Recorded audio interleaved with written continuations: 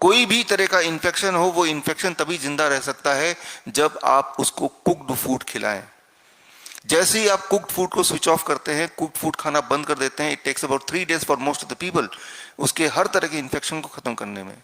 किसी किसी को 7 दिन भी लगते हैं, कोई बात नहीं, 7 दिन लग जाने दो, इतना आपको थोड़ा सा कोशिश करनी पड़ेगी, अपने जीभ को रोकना पड़ेगा। आपने गौर भी किया होगा, जब भी कभी बुखार होता है या इस तरह के इन्फेक्शन होते हैं, आपके खाने का टेस्ट भी चला जाता है, आपको खाने का मन भी नहीं करता है, ऑटोमेटिकली आपका टेस्ट डाउन हो जाता है, ऑटोमेटिकली जो चीज़ टेस्टी लगती थी वो टेस्टी नहीं लगती है, आपका एपिटाइट भी कम हो जाता है। तो बॉडी भी आपको तैयार कर रही है कि भाई हमें ये खाने की जरूरत नहीं है अभी, तो सिर्फ पेट भरने के लिए अपने फ्रूट्स खाए, वेजिटेबल खाया, रॉ वेजिटेबल, कोकोनट वाटर पिया, सिट्रस जूस पिया, आप ठीक हो गए, राइट। आपकी इम्यूनिटी बढ़ गई और वो एक ऐसा माहौल बॉडी में बना दैट अल्टीमेटली इन्फेक्शन को तो मरना ही है, तो जल्दी से मर गया।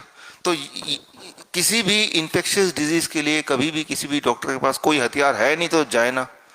अब जाएंगे तो वो अपना पुराना हथियार देंगे ही, चाहे वो काम करे कि ना करे, राइट। अगर उनसे पूछेंगे, आप सर्च कीजिए इंटरनेट पे एंड ऑफ मॉडर्न मेडिसिन, ये जब लाइन लिखेंगे तो सारे जर्नल्स के, WHO के अनाउंसमेंट आपको मिल जाएंगे। 2016 onwards all the antibiotics are obsolete. जिस तरह से जो प्रोडक्ट आप खरीदते हैं उनकी एक्सपायरी डेट लिखी होती है कि उसके बाद से वो खाना ना खाएं, ठीक उसी तरह से एंटीबायोटिक्स के एक्सपायरी डेट 2016 में अनाउंस हो चुका था, राइट। इसका मतलब ये है कि अभी अगर डॉक्टर के पास जाएंगे फिर भी उनके पास वही वाला हथियार है जो एक्सपायर्ड एंटीबायोटिक, तो वही वाला हथियार देंगे। कोई एक्सपायर्ड चीज अगर आप लेते हैं तो उससे नुकसान ही होने वाला है, फायदा तो कुछ होने नहीं वाला।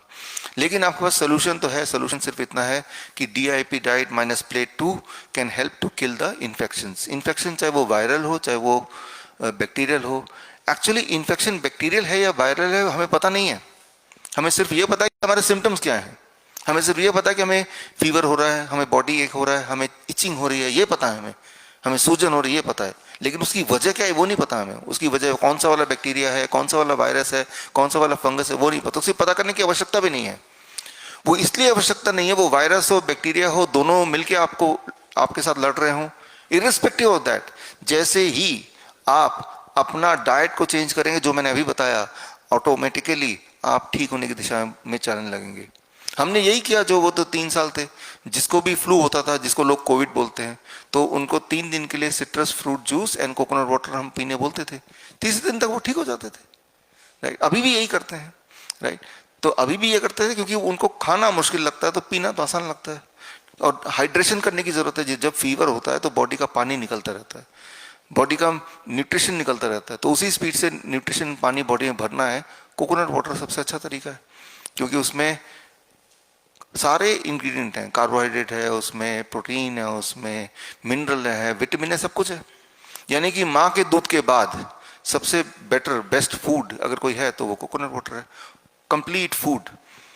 जब इंसान पानी भी नहीं पी पाता है तो अगर कुछ पी सकता है, कोई खुराक दे सकते हैं, तो that is coconut water, right. तो ये आपने सवाल तो पूछा, हालांकि इसका जवाब मैंने कल भी आपको एक्सप्लेन किया था कि क्रेटिनिन के पीछे ना भागें, सिम्टम के पीछे भागें। आप अपने सिम्टम को ऑब्जर्व करें, जो सिम्टम मैंने कई बार कल भी बोला, आज भी रिपीट किया मैंने। अगर कोई सिम्टम नहीं है तो कोई बीमारी नहीं है, इस बात को समझ लें अच्छी तरह से। तो इसे बोलते हैं मेडिकल भाषा में इंसिडेंटोलोमास। इंसिडेंटोलोमास का मतलब क्या है कि आप गए, मान लो आपके पैर में फ्रैक्चर हो गया या कहीं फ्रैक्चर हो गया, कहीं दर्द है, तो आपको स्कैन कर रहे हैं, अल्ट्रासाउंड कर रहे हैं, और तभी इंसिडेंटली कहीं कुछ ट्यूमर दिख गया, कहीं कुछ छोटा सा स्टोन की तरह दिख गया, तो बोला रे देखो वहां ये पाया गया है। अब आपका इलाज उस चीज का शुरू है जो कि आपको कछुए की तरह बैठा था, जो आपको तंग भी नहीं करने वाला था, ना जाने कब से बैठा था, राइट। तो इसे बोलते हैं इंसिडेंटोलोमास। तो हमारी बॉडी कोई फैक्ट्री से निकली हुई प्रिसिशन बॉडी नहीं है, हमारे बॉडी में बहुत सारे वेरिएशंस हैं, बहुत सारे उतार चढ़ाव होते रहते हैं। तो उसको आप इंसान की नज़र से देख के सोचेंगे कि ये वाले यहाँ पत्थर क्यों है, यही मुझे तंग करेगा, ऐसा नहीं है। बॉडी कुछ बनाती है तो उसे डिसॉल्व भी करती है। तो जितना ज़्यादा आप डायग्नोस्टिक के पीछे पड़ेंगे उतना ज़्यादा आप ट्रैप में रहेंगे। इस बात पे एक ट्रायल हुआ था, कॉकरेन कोलैबोरेशन ने 2016 में ट्रायल किया था। 2 तरह के पॉपुलेशन लिए, एक पॉपुलेशन वो जो कोई भी टेस्ट कभी नहीं कराते, और एक पॉपुलेशन वो जो साल में एक बार एनुअल हेल्थ चेकअप, सुना आपने, कुछ है नहीं, लेकिन एक बार एनुअल हेल्थ चेकअप कराना है, होल बॉडी चेकअप, क्या पता कोई बीमारी निकल आए। तो उन्होंने ये कंक्लूड किया, ऐसे लोग जो एनुअल हेल्थ चेकअप कराते हैं उनकी मृत्यु दर ज्यादा होती है इन कंपैरिजन टू ऐसे लोग जो कभी चेकअप नहीं कराते। ऐसे लोग जो एनुअल हेल्थ चेकअप कराते हैं वो ज्यादा मेडिकेशन लेते हैं, उनकी वजह ज्यादा सर्जरी होती है, उनकी आयु कम होती है और उनका क्वालिटी ऑफ लाइफ भी कम होती है। कॉकरेन कोलैबोरेशन, मेरी किताब है that is called the case against IMA, Indian medical association. उस किताब में जो मैंने भी ट्रायल की बात की उसका पूरी तरह से एविडेंस है, जिक्र है। तो फिर आपके जो क्वेश्चंस हैं वो क्वेश्चंस ज़्यादा तो मैं देख रहा हूँ it is not symptom based question. आपके जो क्वेश्चन है that is report based question, कि मेरे रिपोर्ट ये है, इसका क्या मतलब है। रिपोर्ट का मतलब कोई भी रिपोर्ट लेंगे, मैंने कल भी आपको बताया था फिश टैंक मॉडल समझाते हुए, पहला नियम समझाते हुए, रिपोर्ट्स को इस तरह से डिज़ाइन किया गया है कि हर इंसान को साबित कर दो कि आप बीमार हैं, राइट। इसलिए रिपोर्ट ना करा के आप सिर्फ सिम्टम पे देखें तो वही आपके लिए ठीक रहेगा।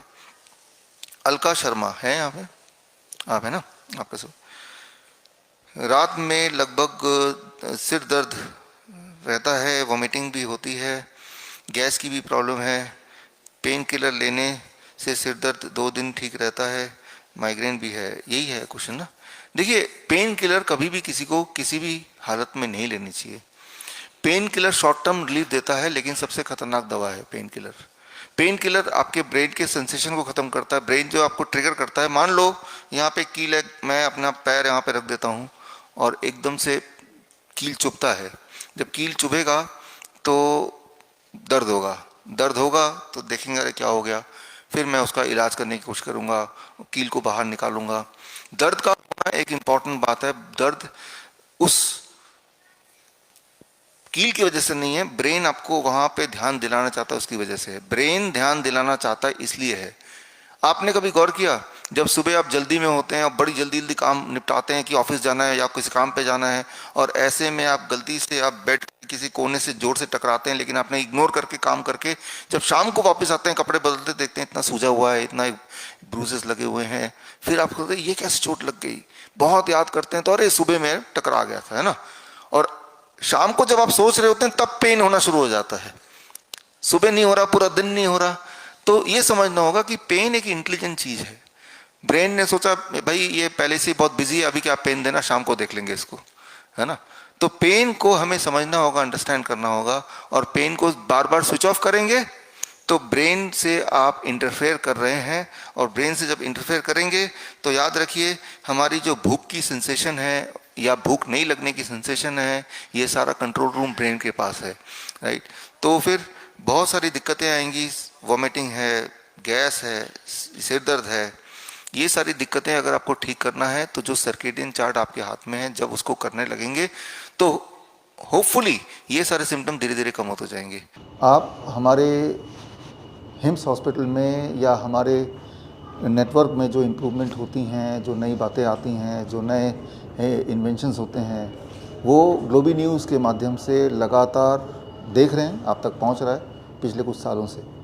तो मैं आपको ये गुजारिश करूंगा, जिन लोगों ने अभी तक ग्लोबी न्यूज़ को सब्सक्राइब नहीं किया है वो सब्सक्राइब कर लें, ताकि आपको रिमाइंडर मिलता रहे और आसान इंटरेस्टिंग नई बातें आप तक पहुंचती रहे, ताकि मुश्किल दिखने वाले जो प्रॉब्लम्स हैं हेल्थ रिलेटेड वो आसान भाषा में समझ पाएँ और अपना डॉक्टर खुद बन पाएँ।